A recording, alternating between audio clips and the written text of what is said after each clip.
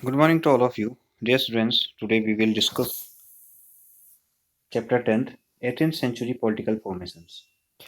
So, in this chapter, we will read about 18th century's reformation or formations, key, how the political formations that has been done at that time, and what the territories have the emperor, and how many territories or the uh, boundaries of the Mughal Empire were reshaped by the emergence of number of independent kingdoms by 1765.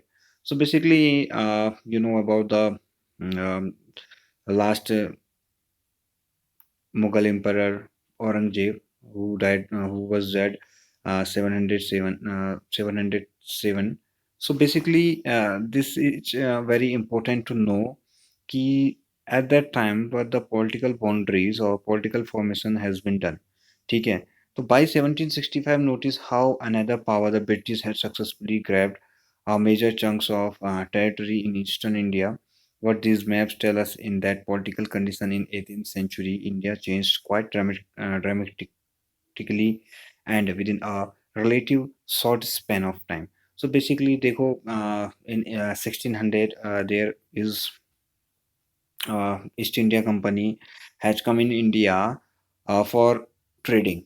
But in 1800 or in in 18th century or 1700, after 1757, when they were won the Battle of Plassey, okay, and Battle of Buxar, so that they have grabbed the many boundaries of the Indian territories, okay, or the Mughal territories that we can say.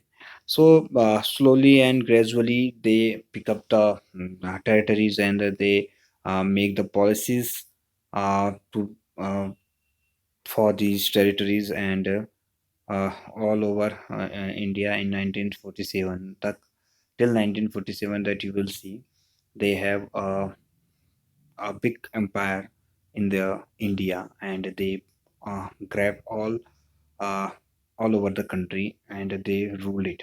So basically, in this chapter, we will read about the emergence of new political groups. कि how many emergence it means कि कितने political groups जो हैं वो emerge हुए, and in the subcontinent during the first half of the 18th century, roughly from 707, when Aurangzeb died, till the third battle of Panipat 1761. So basically, in the third battle of the Panipat 1761, this is very important battle for the British company or the British crown. And what happened कि Aurangzeb dead हुआ तो basically they lose the power. Okay, they lose their territory. They have not controlled their territory, and the boundaries has been grabbed by the British company.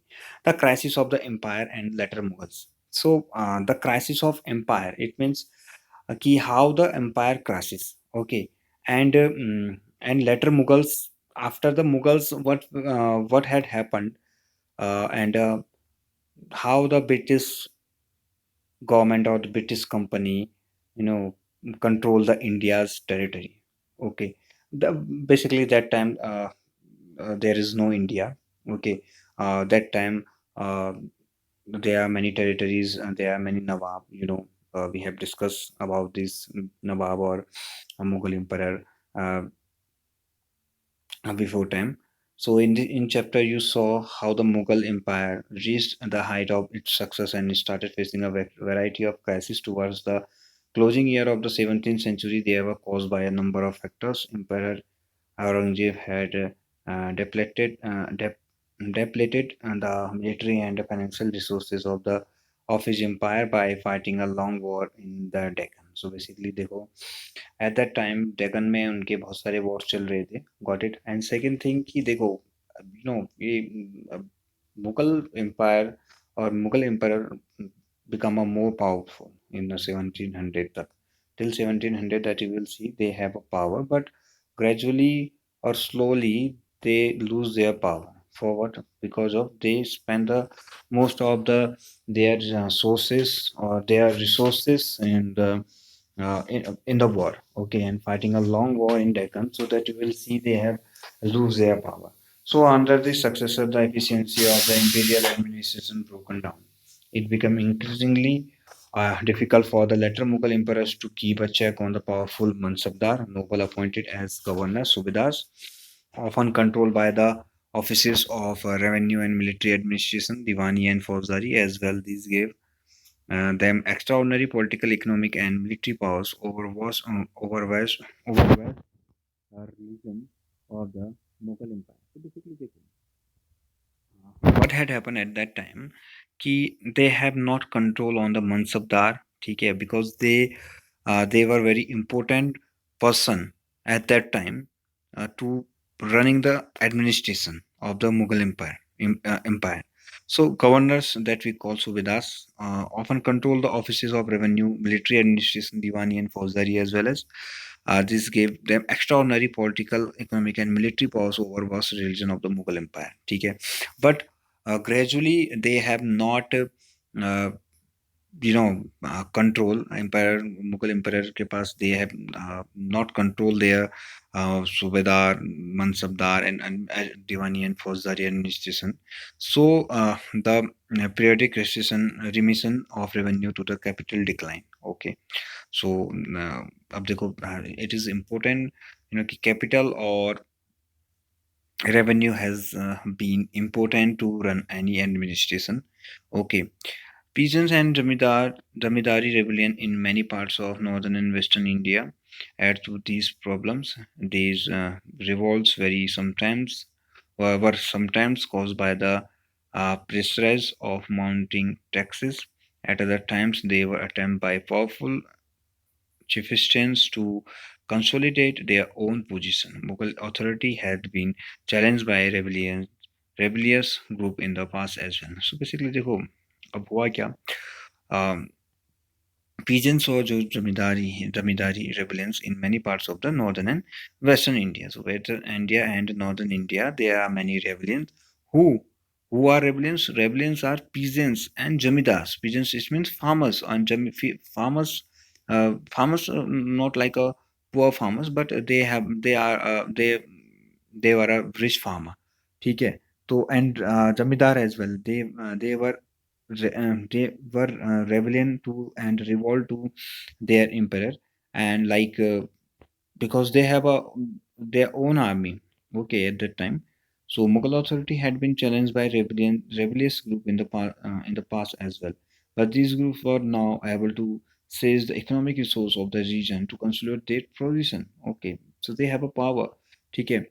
And the Mughal emperor after Aurangzeb were unable to arrest the gradual shifting of political and economic authority into the hands of provincial governors, local chieftain, and other groups. So this is very important to know. कि they um, that time Aurangzeb unable to arrest the gradual shifting and the political and economic authority into the hands of provincial governors and local chieftain, because they had a power, they had a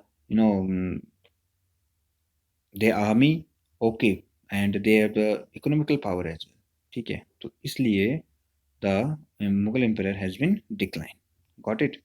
So in the midst the economic and political crisis, the ruler of Iran, Nadir Shah, because internally there are many rebellions has been come up and front on the Mughal emperor. Now you can see कि political crisis भी हुआ economically, like Iran का जो नादिर शाह है, जो ruler है, वो sacked the plundered the city of Delhi in 1739 and took away immense amount of wealth.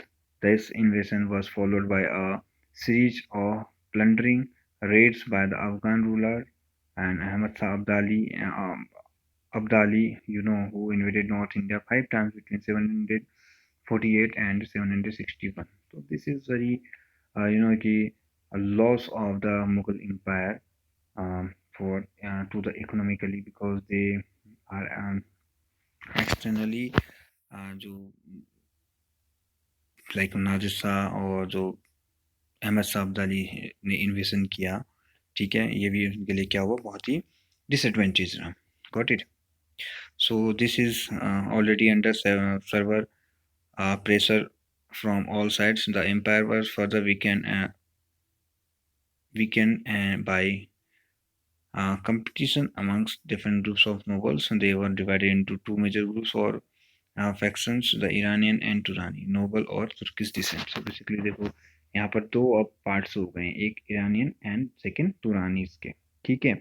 For a long time, the later Mughal emperor were puppets in the hand of either one or the other these two powerful groups. तो देखो ये puppet ही बन के रह गए Mughal emperor इन दो powers के. Puppet it means एक कठपुतली होती है, एक तोता टाइप के बन के रह गए, because they have not their own power. Mughal emperor की अपनी कोई पावर नहीं थी. इनको चला रहे थे कौन, ईरानी और तुरानी, ठीक है. The worst possible humiliation came when two Mughal emperors Farrukh Siyar 1713 to 1719 and Alam II 1754 to 1759 were assassinated, and two other Ahmad Shah 1748 to 1754 and Alam II 1759 to 1816 were blinded by their nobles. Okay, so उन्होंने क्या किया, इनको एक अलग तरीके से ये लोग क्या करते थे, एम्पायर को चलाते थे, but there is a power of in the Quran, ठीक है. So we will discuss emergence of new states in our next video. So goodbye, have a good day to all of you.